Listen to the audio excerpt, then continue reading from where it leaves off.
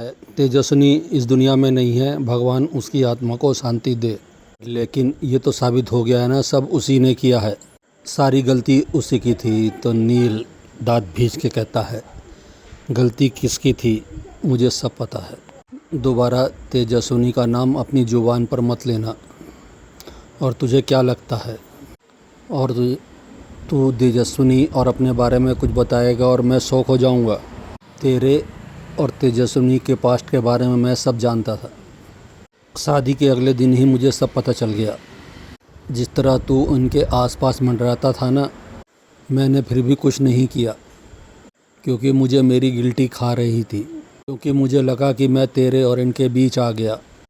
लेकिन जब जब मैंने तेरे बारे में इनसे बात की है ना, ये मुझ पर भड़की हैं, चिढ़ जाती थी तेरा नाम सुन के।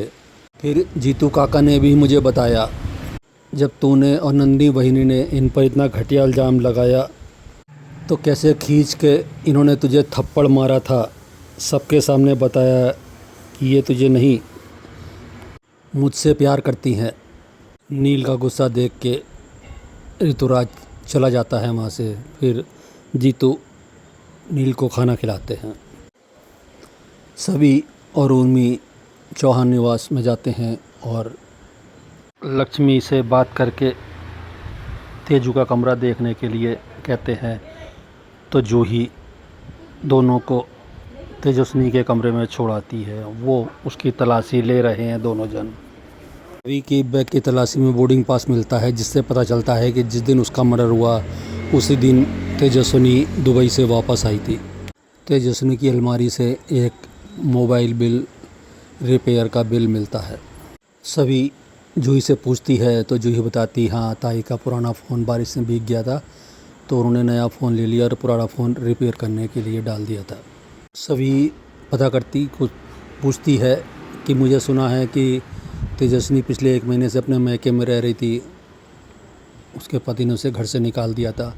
तो आदिति तुरंत बोलती है, वो ऋतुराज की वजह से, सारी गलती उसी की थी, उसी ने फंसाया था तेजू को। उसने ऐसा नहीं किया होता तो शायद तेजू आज जिंदा होती।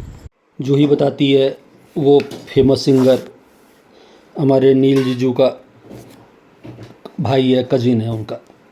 उर्मी को वो मोबाइल का बिल देते हुए कहती है कि मोबाइल का पता करो और ऋतुराज से भी पूछताछ। रवि और उर्मी चौहान निवास से बाहर निकलते हैं, तभी नील वहाँ दरवाजे पर पहुँचता है।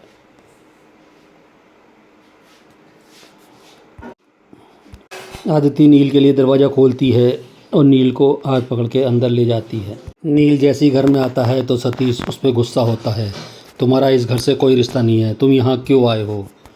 तो नील कहता है, आपको मुझसे रिश्ता नहीं रखना है तो कोई बात नहीं, लेकिन मैं वेदांत से मिलने आया हूँ, मेरा रिश्ता इस घर से बराबर बना रहेगा। ऐसा करने से मुझे कोई नहीं रोक सकता और आप भी नहीं। नील वेदांत के रूम में जाता है तो वो अपनी फैमिली फ़ोटो के साथ सीने से लगाए हुए सो रहा है। तभी लक्ष्मी आके बताती है कि वेदू ने 2 दिन से खाना नहीं खाया है।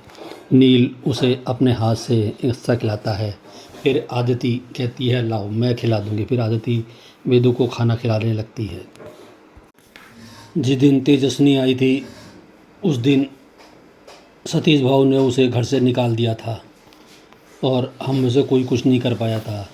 लेकिन जब वो तेजस्विनी को बाहर कर दिया था तब कुछ लोग सतीश से मिलने आए थे, जिनसे सतीश भाऊ ने कर्जा ले रखा था और मकान गिरवी रख रखा था। वो अपना पैसा मांग रहे थे। लक्ष्मी बताती है कि वो बात तेजस्विनी ने सुन ली थी। फिर कुछ दिनों बाद तेजस्विनी एक दिन घर पे आई और सतीश भाऊ को पैसे देते हुए बोली कि ये लिए भाऊजी, काका आप ये पैसे ले लिए और अपना कर्जा उतारिए। तो सतीश को बताती है कि मैं एक इंस्टीट्यूट में म्यूजिक टीचर की नौकरी कर रही हूँ और ये उसी का एडवांस है। तो सतीश उसे घर से कहते हैं कि मैं तेरे से पैसे ले रहा हूँ, इसका मतलब इस घर में तुझे रहने को जगह नहीं मिल सकती। तो लक्ष्मी कहती है, क्यों नहीं मिल सकती, एक तो आपने बिना हमसे पूछे घर गिरवी रख दिया और अब उससे पैसे भी ले रहे हैं। अब तेजस्विनी यही हमारे साथ इस घर में रहेगी और किसी ने भी कुछ किया उसके साथ गलत तो मुझसे बुरा कोई नहीं होगा। और उस दिन वो अमरावती से एग्ज़ाम देकर आई तो बहुत परेशान थी। फिर रात में वो किस समय चली गई पता ही नहीं चला। फिर लक्ष्मी नील को बताती है कि आज घर पे भी पुलिस आई थी, सभी मैडम नाम की कोई। नील सोचता है कि सभी मैडम यहाँ क्यों आई थी।